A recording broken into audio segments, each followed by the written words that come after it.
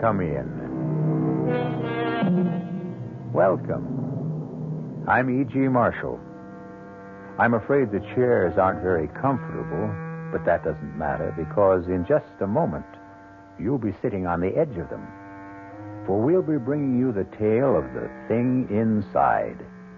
A strange and potent force sealed up and held in check that cried to be released. And once it was freed, brought terror and death to a whole countryside. Sergeant, what's this all about? Has there been any trouble over at Ezra's place? I guess you could call it trouble, Mrs. Farrar. He was killed last night. He was what? Killed. Murdered. His nephew went over there early this morning and found him. Oh, but that's awful. I thought he was a dreadful man, but... Well, have you any idea who did it? Not yet. That's why I stopped by here to find out if you'd seen or heard anything. Oh, I'm sorry. I wish we could help you, but... Well, how was he killed? It was pretty bad. Whoever did it must have really hated him or else been out of his mind. Because it was done with an axe.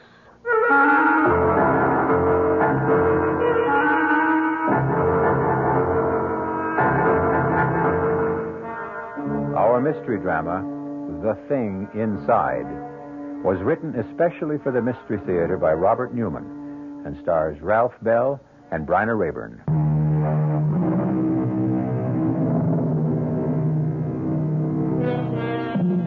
What is evil?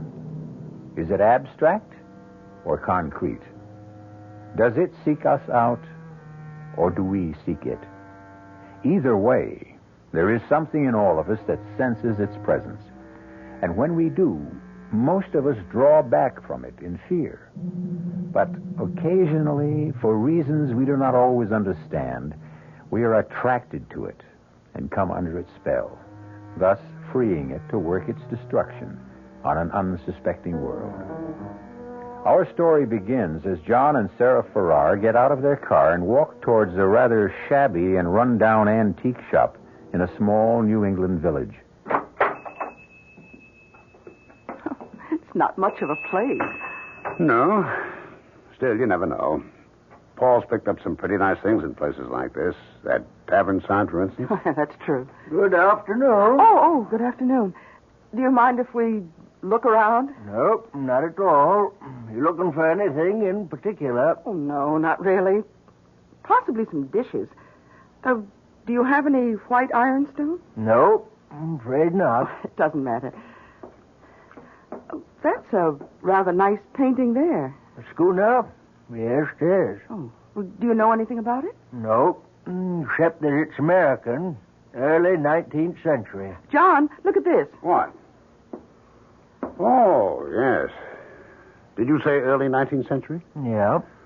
I don't think so. I'd say it wasn't more than 20 years old. A copy of something earlier. Why do you say that? Because of the condition of the canvas and the varnish. You a dealer?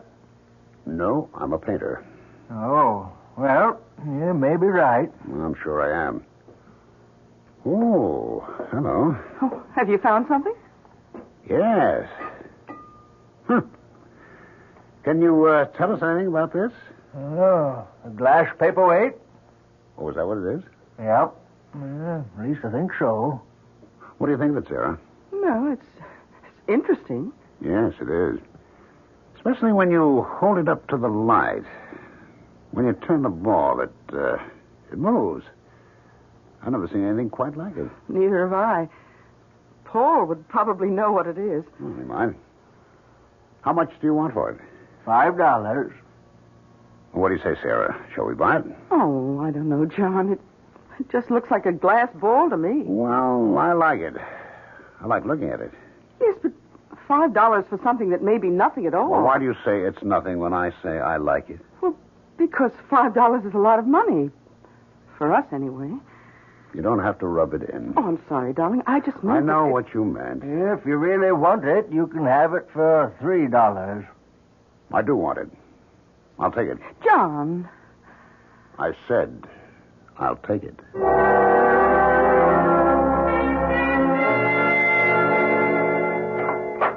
Hello? Anybody home? Is that you, Paul? Yes. I'll be right down. Hi. Hello, Sarah. Well, what's all this? Oh, my brother sent me a case of fruit from Florida, and I thought you and John might like some. Oh, that's awfully nice of you, Paul. No, not really. I'd never finish it all by myself. Well, I still think it's very nice of you. Thank you. Well, you're very welcome. Where's John? In the studio. Oh, how is he? Oh, about the same. Not very good. Still not working, huh? No. He's trying. He goes in there every day. Well, it's happened to almost every painter at some time or another. You hit a bad period, just can't seem to do anything. Oh, Paul. I thought I heard your voice. How are you? Fine, John. And you? Okay. Where'd all this fruit come from? Paul brought it over. My brother sent me a whole case of it, and I thought you might like some. Oh, it's very nice of you. I was hoping you'd stop by. There's something I wanted to show you, ask you about. Oh, what's that? This glass ball. Oh, where'd you get it? In a crummy little antique shop in Preston.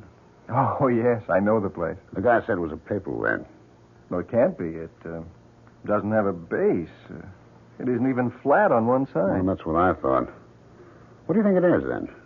Hey, I have no idea. The only thing I've ever seen that's even vaguely like this are witch balls. Witch balls? Yeah, you sometimes find them down in Pennsylvania. They're like hex signs, supposed to keep witches away. Oh, yes. It's a very interesting thing. Beautiful piece of glass blowing. Yes, isn't it? Take it over the light and look at it more closely. There's something inside it. Kind of shadow. Oh? I don't see anything. Well, hold it up. Turn it. Oh, you mean that kind of a swirl? Mm-hmm. Oh, I think that's just an air bubble or maybe an imperfection in the glass. I don't. I think there's something inside it that the glass was blown around it. Here, give it to me. Oh, John. It slipped out of my hands. Well, it didn't break. Did it crack? No. Look at that. Dropped on the fireplace, and there's not a mark or a scratch on it. Well, that's impossible. Well, look at it. Well, you're right. I've never seen anything like it. It can't be ordinary glass. I'll tell you what, John.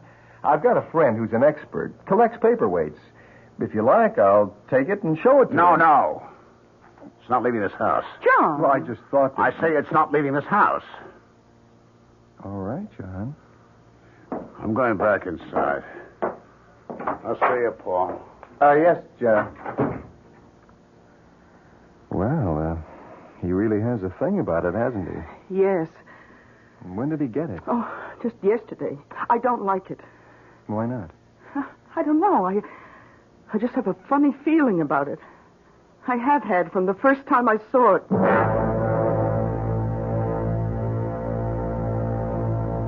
John, can you hear me?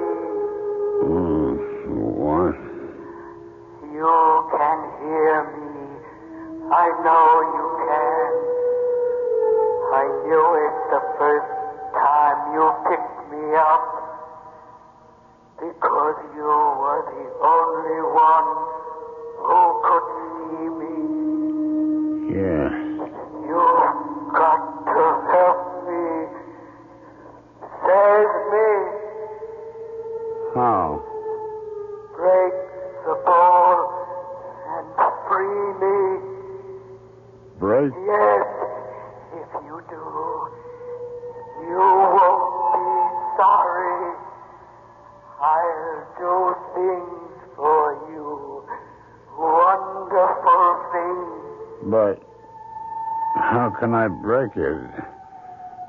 I dropped it, and it didn't even crack. Fire and water, John. Fire and water.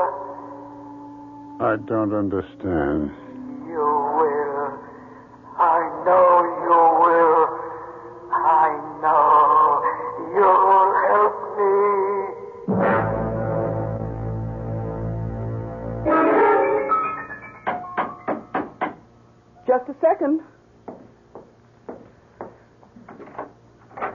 Oh, hello, Paul. Sarah, can I come in for a few minutes? Oh, yes, of course. Well, how are you? A little down at the moment. Why? I just got some rather upsetting news. That's why I came over. Oh, I'm sorry, Paul. Well, what's the news? Well, it'll affect you and John more than it does anyone else. Hmm? You know those rumors that Ezra Tate was going to sell that 200-acre parcel of his to a developer? Well, apparently they're true. Oh, no. But how do you know? Well, I was just at the bank and Peterson told me. Well, that's certainly not good, that Ezra is going to sell. But that doesn't mean that they can go ahead and build there. Well, they'd have to get the approval of the zoning board. Have you forgotten that Harry Walker, the board chairman, is his nephew? Yeah, but he wouldn't dare. You mean you think it really may go through? I'm afraid so. Oh, but that's awful. You know, we bought this place, put every cent we have into it, mostly because of the location and the view, and if the deal does go through, that will be the end of it. I know. And that's not all. But I wouldn't want to go on living here with a development right under our noses. And I don't think anyone else would want to either. Well, I'm afraid you'd take a bad licking if you tried to sell the place. Well, don't say anything about it to John until we really do know what's going to happen. He hates Ezra Tate as it is, and when he hears about this... That's right. He has had a bit of trouble with him, hasn't he? Oh, from the day we moved in here. First about the boundary line, and then about... Sarah, Oh. Oh. Hello. I didn't know you were here. I was just passing by, and I thought I'd drop in. Well, I'm glad you did. As a matter of fact, I was going to call you. Oh, about what? You know that glass ball I showed you yesterday? Well, yes, of course. If you wanted to break it, really break it, how'd you go about it? Well, why on earth would you want to break it? It's a beautiful thing. Oh, yes, it is. But suppose I did want to break it. I really don't know, John. Can you think of any way it can be done with fire and water? Fire and water? Yes. Well, I suppose if you put it in a fire and got it very hot, or close to its melting point, and then dropped it into cold water, that might do it. Of course. Thanks, Paul. John, wait. You mean you're really going to... Yes. Why? Because I've got to. I got a feeling that if I do break it, can break it out. What? Never mind. I'll see you, Paul. Don't look that way, Sarah. I know it doesn't make sense, but after all, there's no harm in it. I'm not so sure about that. Why do you say that? I told you, I had a funny feeling about the thing from the first time I saw it. Well, if he does break it, destroy it, that will be the end of it. I wonder.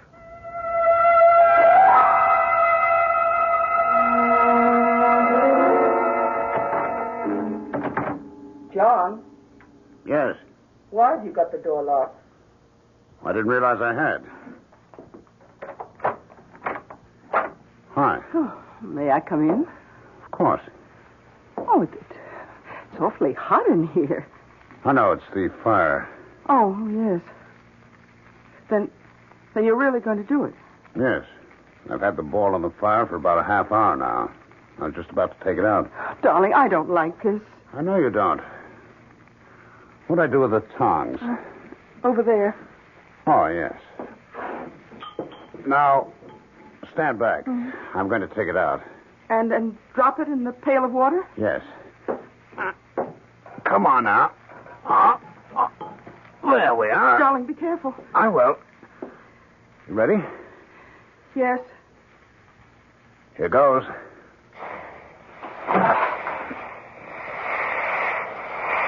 Wow. I really think I did it. What happened to the ball? Well, see for yourself. It practically exploded into 100 pieces. Oh, yes.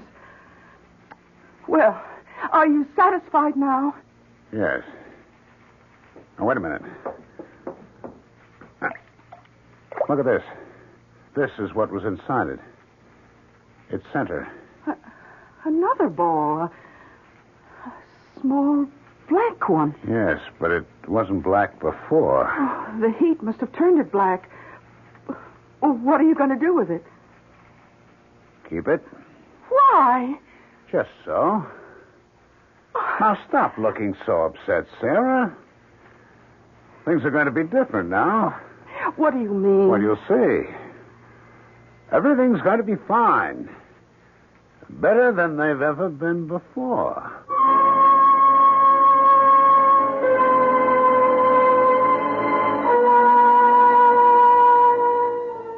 With the help of fire and water, the mysterious glass ball has been broken. And though he should know better, John Farrar seems pleased about it. For there are some things that it is best to leave alone. Was he right in thinking there was something sealed in the ball? Will it give him the things he wants? And if so, at what cost?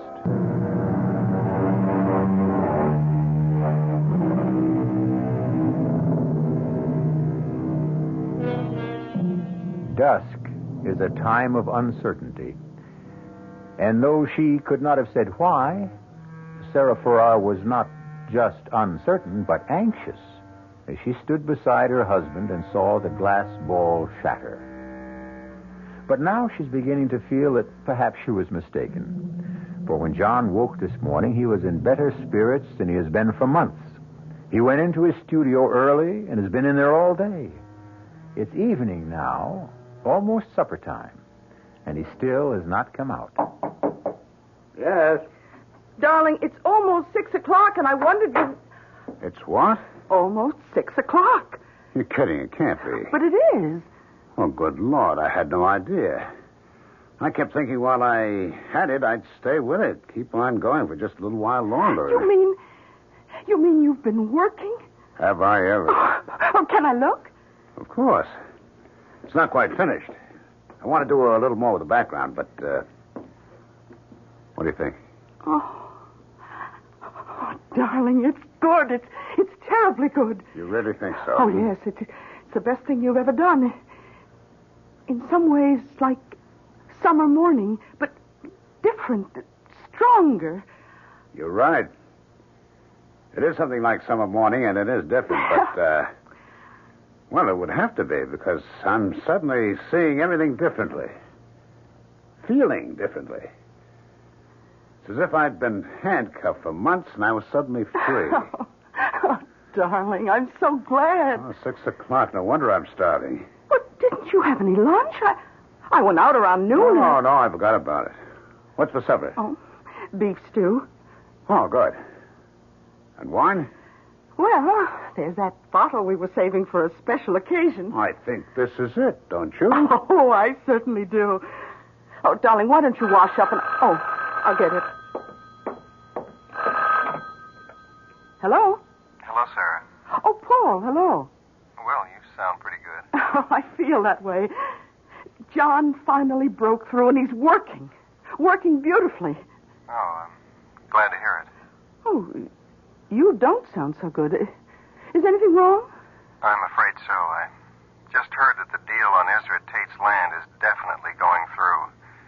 The closing's tomorrow. Oh, no.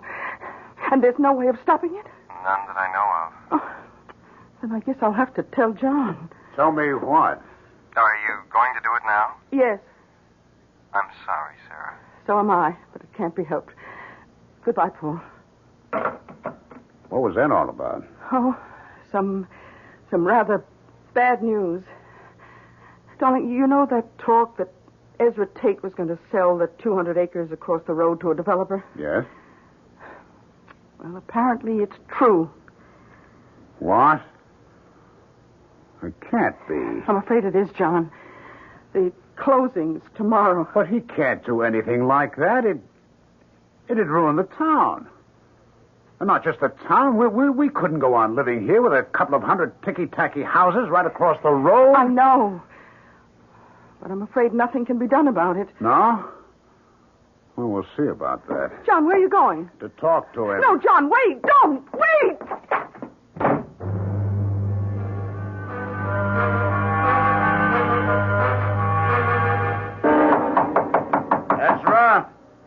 Ezra Tate.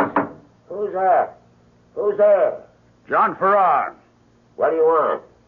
I want to talk to you. Well, you can't right now. I'm eating supper. Oh, damn it all, Ezra. It's important. Okay. Okay, just a second.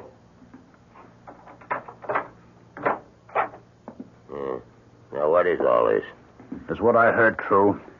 That you're selling the land across the road from us to a developer? It sure is. But you can't do that. Says who? It's my land. I can sell it to anyone I want. Haven't you any feeling at all for anyone else? Don't you realize what it'll do, not just to me, my place, but the whole town?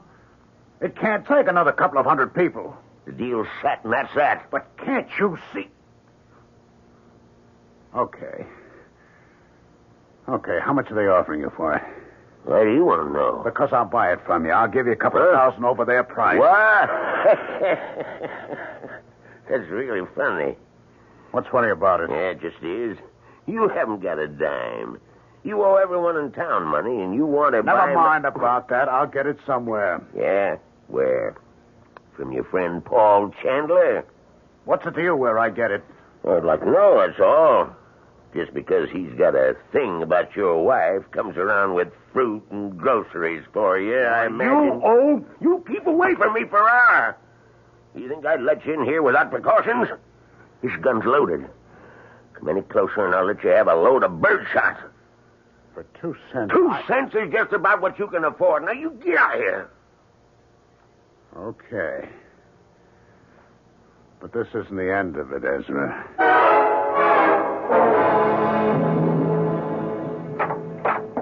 Oh, John, thank heaven you're back. I was afraid. Well, what happened?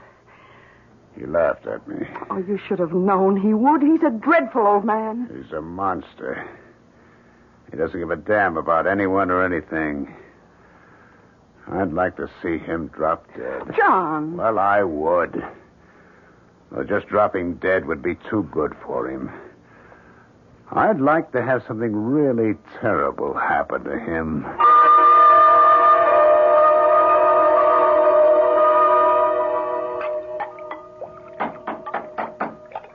Just a second. Good morning. Mrs. Farrar? Yes? My name's Osborne. Sergeant Osborne, State Police. Oh, how do you do? Is your husband around? Yes, he's in his studio. Could I talk to him for a few minutes? Well, he's working, but I think so. Come in. Thank you.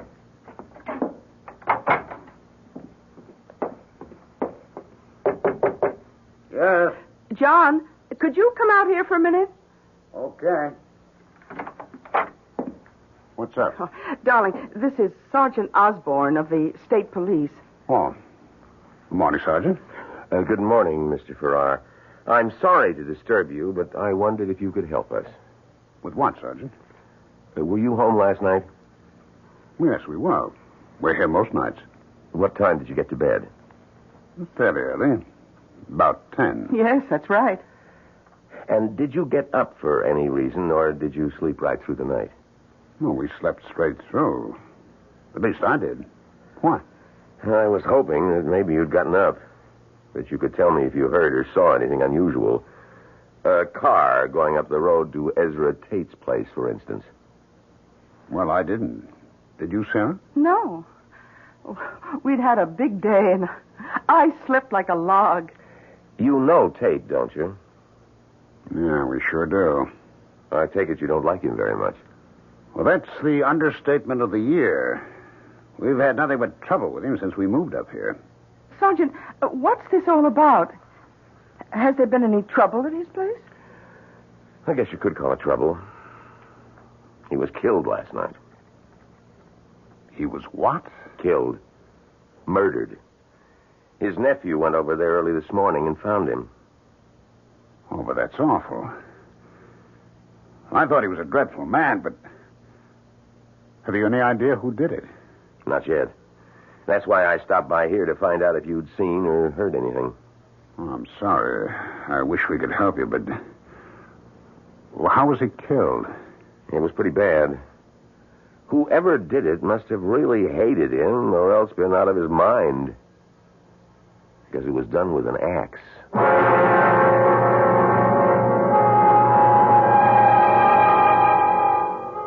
No, that's not a nice way to kill someone, not at all. And whoever or whatever did it didn't waste very much time. For it was only last night that John Farrar said, "I'd like to see something really terrible happen to him." And what did happen was horrible enough to shock even him. The question is, was it a coincidence, or is there more to it than that? Could it have something to do with the shattering of the glass ball?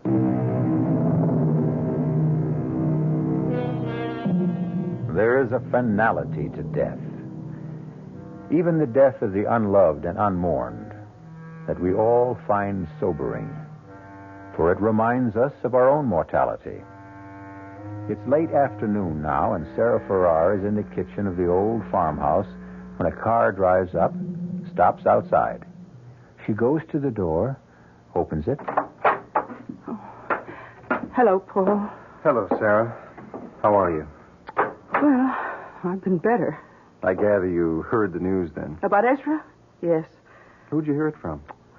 The state police. One of them stopped by this morning. He wanted to know whether John or I had heard or seen anything last night. And had you? No. We were both pretty tired.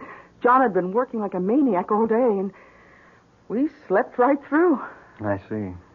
How's John? Well, of course he's upset. It's a scary thing when something like that happens so close by, and you don't know who did it or why.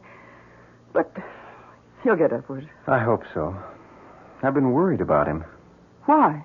Well, he certainly wasn't in very good shape the other day. That whole involvement of his with that glass ball. Oh, that. I was pretty worried about that myself, but, well, once he broke it and snapped his painting block, it started working. Well, he really feels there was some connection there. Apparently. Well, as long as he's working. I take it he still is. Oh, yes. Yes, he finished one painting. He's already started on another. Oh, good. The reason I stopped by was because I wanted to find out if the two of you were free Friday night. Oh, yes, we are. Then would you come over for dinner? Benson of the Benson Gallery is coming up from New York. And if John is working again, I thought he ought to meet him. Oh, Paul. You really are a very good friend. Oh, come on, Sarah. Now, you know how I feel about you. Both of you. You've had a pretty rough time since you moved up here, and if I've done anything to help... Oh, Paul, hello. Hi. I didn't hear you cry. You been here long? No, just a few minutes. Oh, Paul stopped by to invite us over for dinner Friday night. Benson of the Benson Gallery is going to be there. Oh, that's nice. What do you think of our big local news? Ezra Tate's death? That's pretty shocking. Yes, it is. On the other hand, it did take care of a pretty serious problem for us. Oh, what do you mean? Well, now that he's gone, that's the end of that housing development. I'm afraid it isn't, John. Well, why not? His nephew is his only living relative. He'll inherit everything Ezra had, including his land, and he's already telling people he intends to go through with the deal. What? Well, he can't do that. He's head of the town zoning board. Yes, he is, but he was willing to push the thing through when it meant money in his uncle's pocket. Don't you think he'll be even more anxious to do it when it means money in his own? But that's even worse. Well, a little more direct and obvious, but no worse. And nothing can be done about it? I'm afraid not. The zoning board is his baby. Does just what he says. Wow. It would serve him right if the same thing happened to him that happened to Ezra. John, that's a terrible thing to say. Is it? I don't like violence any more than you do, Sarah, but when a man is willing to destroy a whole community out of sheer greed, I say the world's better off without him.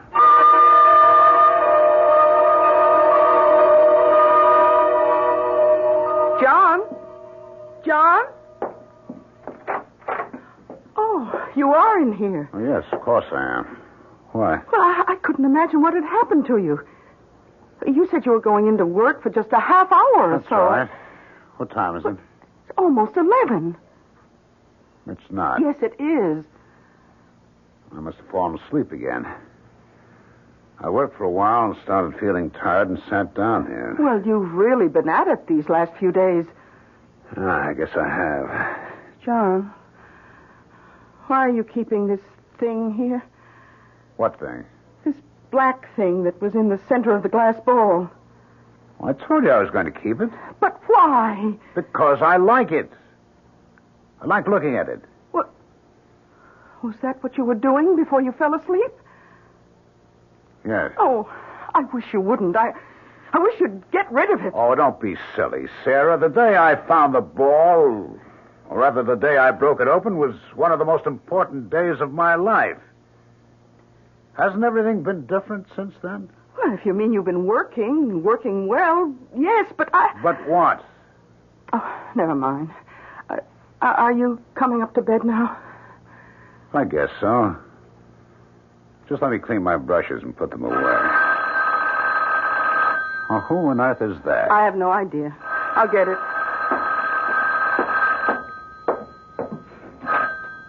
Hello? Hello, Sarah. Did I wake you? No, Paul. I was upstairs reading. I just came down to see what was keeping John. Is he there with you? Oh, he's in the studio. Why? Well, I wasn't sure whether I should call or not, but I finally decided I would. Sarah, I've got some more news that's just as shocking as the last. Harry Walker was killed tonight. What? Where? And how? In his home. His wife was out, came back, and found him dead in the kitchen. Oh, no. And they don't know who did it? Not any more than they do who killed Ezra.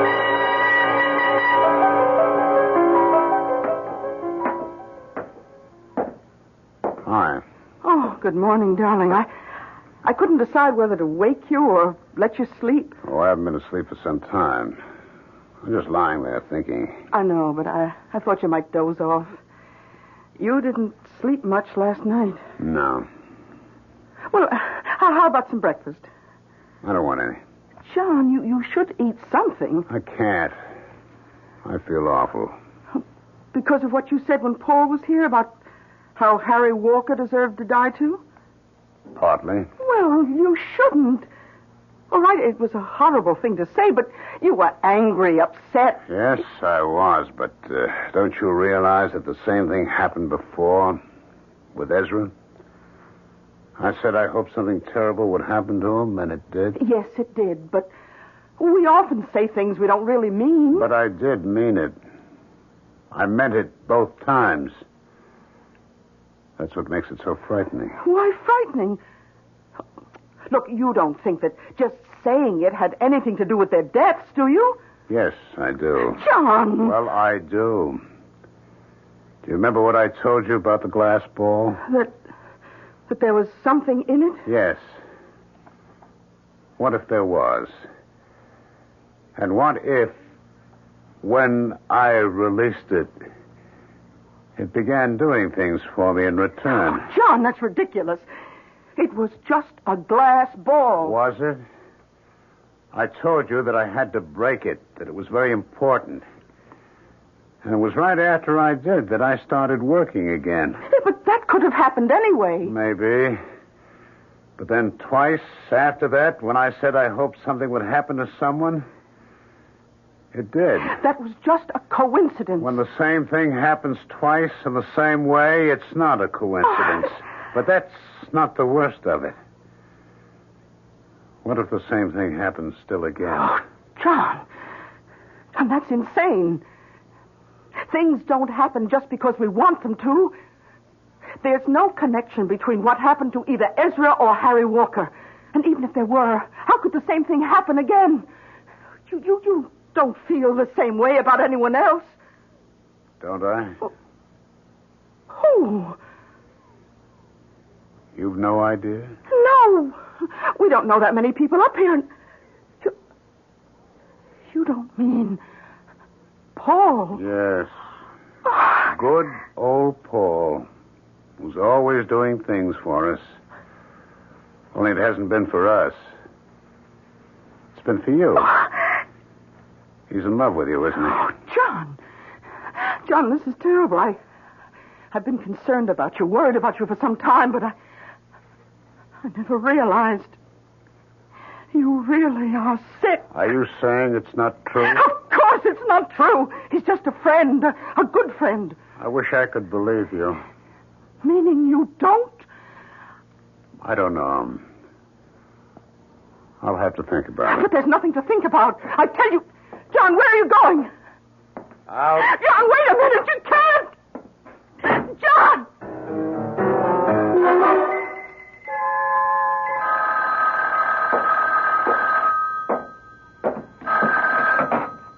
Hello? Oh, Paul, it's me again.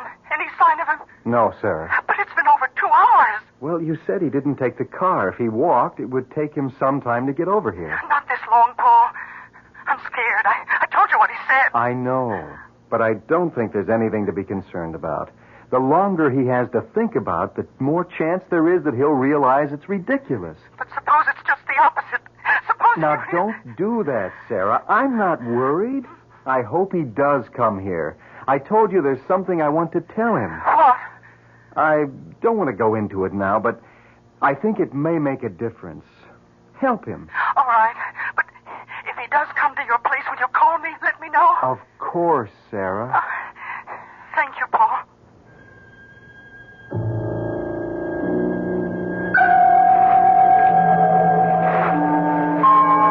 A friend, she said. Just a good friend.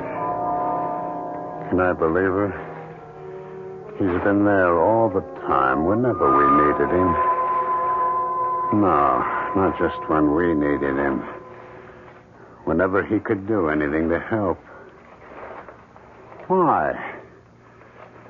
There's only one way to find out.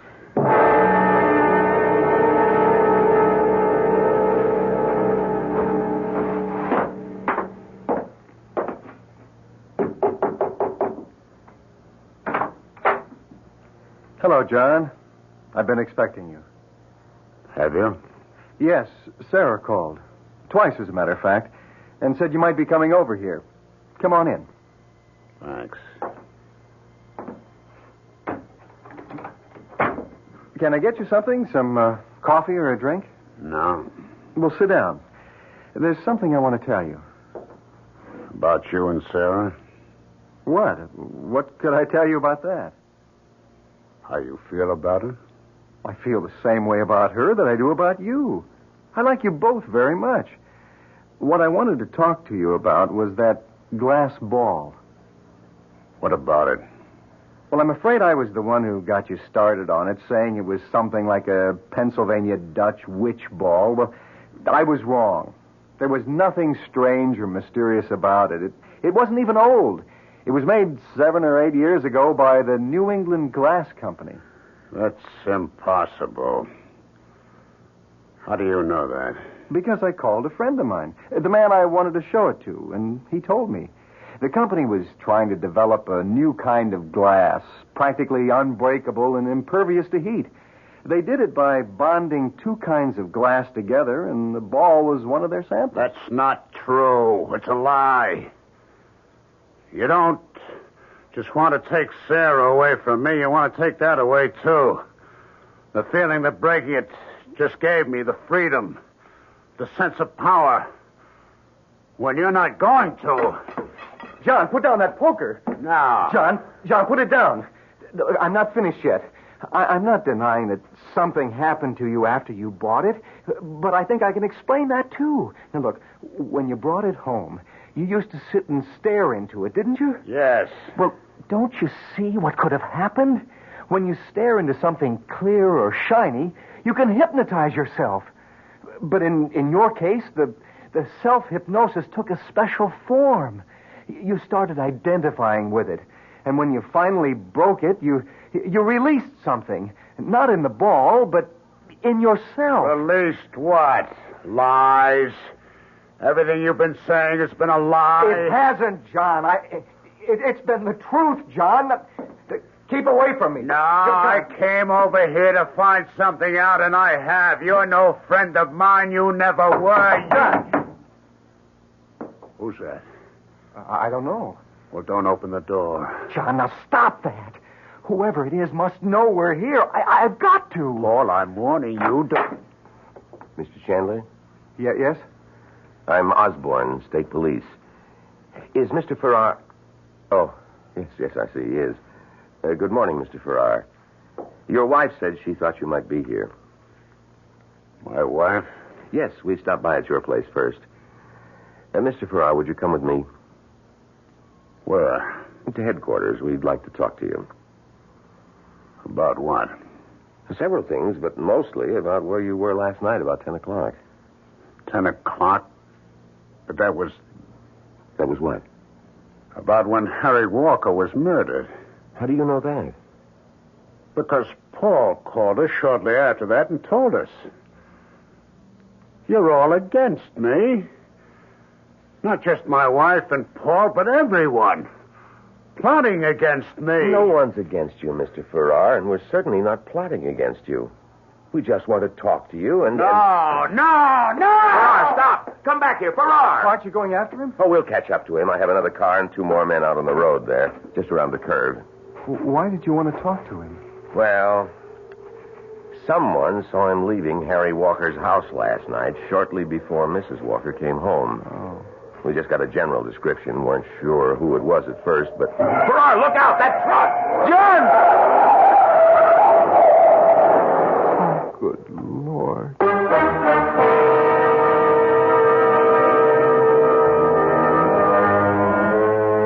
Seek, and you shall find.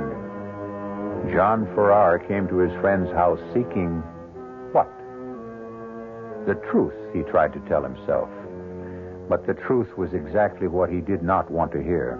Not when it stripped away his illusions and did not confirm his jealous imaginings. And so he found what we find so often when we reject the truth and everything else of value: death.